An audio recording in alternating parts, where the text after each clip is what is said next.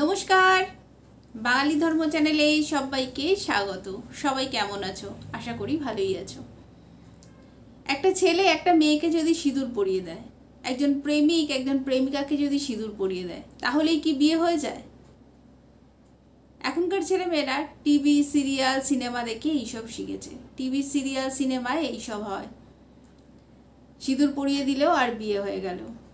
সিঁদুরটা এত সহজলভ্য নয় যেটা বাজার থেকে কিনে নিয়ে এলাম আর একটা মেয়েকে পরিয়ে দিলাম, ব্যাস বিয়ে হয়ে গেল। ব্যাপারটা এমন নয়। অনেকে আছে আবার মন্দির থেকে সিঁদুর পুজো করিয়ে নিয়ে আসে, কোনো দুর্গা মন্দির বা কালী মন্দির থেকে পুজো করিয়ে নিয়ে এসে ওই মন্দিরেই হয়তো সিঁদুরটা পরিয়ে দিল, ভাবলো আমাদের বিয়ে হয়ে গেছে, আমরা স্বামী স্ত্রী হয়ে গেলাম, এবার আমরা সুখে সংসার করব, বিয়ে হয়ে গেছে, এবার সুখে সংসার করব। গৃহস্থ জীবন যাপন করতে গেলে বিয়েটা কিন্তু একটা খুব গুরুত্বপূর্ণ একটা অংশ। বিয়ে হওয়াটা কিন্তু খুব জরুরি। বিয়ের অনেকগুলো নিয়ম রয়েছে। শুধু সিঁদুর কিনে নিয়ে এলাম, পরিয়ে দিলাম, ইচ্ছে হলো বিয়ে করে নিলাম, বাড়ির থেকে চলে গেলাম, গিয়ে সিঁদুর পরিয়ে দিলাম, বিয়ে হয়ে গেল। বিয়ের অনেকগুলো নিয়ম রয়েছে, প্রায় 18টা নিয়ম আছে। এর মধ্যে সিঁদুর দান হচ্ছে একটা অংশ। একটা ছেলে একটা মেয়েকে সিঁদুর পরিয়ে দিল মানেই বিয়ে হয়ে গেল না। এই সিঁদুরটা শুধুমাত্র একটা রং বিশেষ। আমরা হোলি উৎসবের সময় কি করি? আমরা হোলি উৎসবের সময় রং সবাইকে দিয়ে রংটা দিই, কিন্তু সেই রংটাও সবার আগে ভগবানের পায়ে আগে আমরা নিবেদন করি, তারপর হোলি উৎসব পালন করা হয়। একটা ছেলে একটা মেয়েকে সিঁদুর পরিয়ে দিলেই কিন্তু বিয়ে হয়ে যায় না। তারা ভাবে এবার আমরা বিবাহিত হয়ে গেলাম, এবার সুখে সংসার করব। এই কাজটা শুধুমাত্র তারা আবেগের বশে করে ফেলে। এটা কিন্তু বিয়ে নয়। বিয়েটা 1 ঘন্টা বা কয়েক মিনিটের মধ্যে হয়ে গেল, এরকম কিন্তু হয় না। বিয়েটা 1 ঘন্টা বা কয়েক মিনিটের মধ্যে কিন্তু সম্পন্ন হয় না। বিয়ে একটা লম্বা প্রসেস। বিয়ে একটা সম্পন্ন হতে প্রায় 3 দিন সময় লাগে।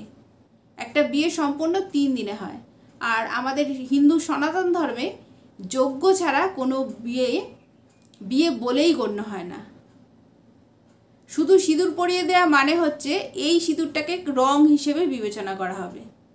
আর এই কাজটা যদি কেউ করে, সে শুধুমাত্র আবেগের বশেই করে ফেলবে। যজ্ঞ হবে, বিয়ের মন্ত্র উচ্চারণ হবে, প্রজাপতি ঋষির আশীর্বাদ প্রাপ্ত হবে, বাবা মায়ের আশীর্বাদ পাবে, তবেই কিন্তু বিবাহ সম্পন্ন হবে। এখন আবার আমাদের দেশে পাশ্চাত্য সংস্কৃতির খুব প্রচার চলছে। এখন হচ্ছে ভ্যালেন্টাইন ডে পালন হচ্ছে, খুব ধুমধাম করে ভ্যালেন্টাইন ডে পালন করা হচ্ছে। কি না ভালোবাসার দিন। ভালোবাসার আবার দিন হয় নাকি? বছরের প্রত্যেকটা দিন ভালোবাসার দিন। ভালো যদি বাঁচতেই হয় তাহলে বাবা মাকে বাসো, ভালো যদি বাঁচতেই হয় তাহলে ভগবানকে বাসো। আর প্রত্যেক বাবা মাকে বলছি, সন্তানের সাথে বন্ধুর মতো মেশো। সন্তান কার সাথে যাচ্ছে, কার সাথে মিশছে, কি করছে, একটু খেয়াল রাখো। বাচ্চারা ভুল করবেই, সন্তানরা ভুল করবেই। সঠিক পথ দেখিয়ে দেওয়ার দায়িত্ব হচ্ছে আমাদের বাবা মায়েদের। আর বাচ্চাদের একটু ধর্মীয় শিক্ষা দাও, বাচ্চাদের একটু পুজো পাঠ করতে শেখাও।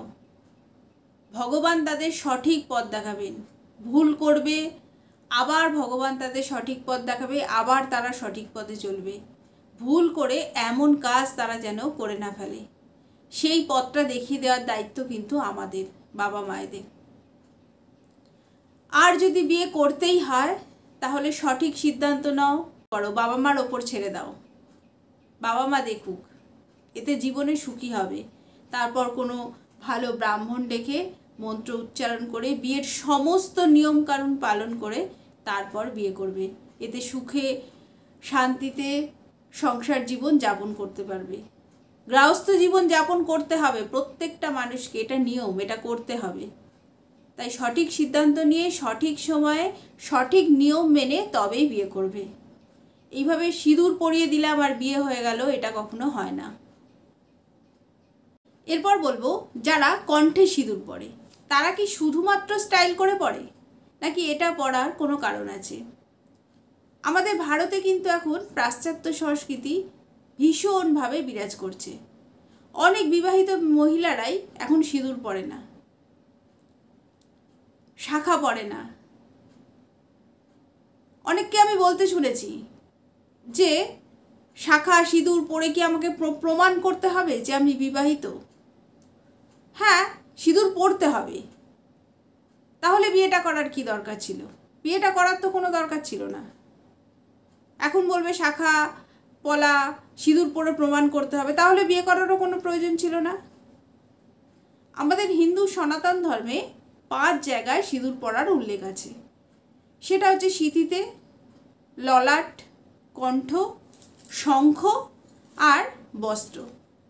আমরা যখন সিঁদুর পরি তখন কিন্তু আমরা এরকমভাবে পরি, পরে এরকমভাবে কপালে, তারপর কণ্ঠে, তারপর শঙ্খে, বাদবাকি যেটুকুনি হাতে লেগে থাকবে সেইটা শাড়ির আঁচলে পুছে নিলে হয়ে গেল। এই 5 জায়গায় সিঁদুর পরার উল্লেখ আছে। আমাদের ধর্মে সিঁদুর পরা নিয়ে একটা গল্প আছে। সীতা দেবী একদিন সিঁদুর পরছিলেন। হনুমানজি তখন সীতা দেবীকে জিজ্ঞাসা করলেন, মাতা আপনি এটা কি করছেন? সীতা দেবী তখন হনুমানজিকে বললেন যে আমি এটা সিঁদুর পরছি। হনুমানজি বললেন, কেন, এটা করলে কি হয়? তখন সীতা দেবী বললেন যে স্বামীর মঙ্গল হয়, স্বামী দীর্ঘায়ু হয়।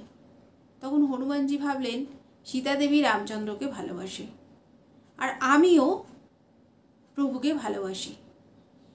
তখন কি করলে, তখন হনুমানজি বাজার থেকে অনেক সিঁদুর কিনে নিয়ে এলো, নিয়ে এসে একটা বড় জায়গায় জলে গুলে সারা গায়ে মেখে ফেললেন।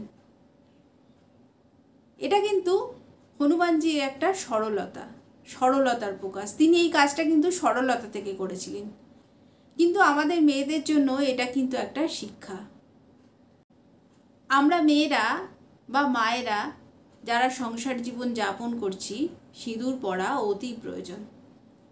আজকের ভিডিও এই অবধিই ছিল। যারা গৃহস্থ জীবন যাপন করতে চাও, বিবাহিত জীবন যাপন করতে চাও, যারা বিয়ে করতে চাও, তারা সঠিক নিয়ম মেনে, ব্রাহ্মণ দিয়ে, সঠিক মন্ত্র পাঠ করে তবে বিবাহ সম্পন্ন করবে। এতে জীবন সুখের হবে, মঙ্গলময় হবে। আজকের ভিডিও এই অবধিই ছিল। আমার কথাগুলো যদি ভালো লাগে তাহলে আমার চ্যানেলটা সাবস্ক্রাইব করে নিও, একটা লাইক করে দিও। জয় শ্রীকৃষ্ণ। রাধে রাধে।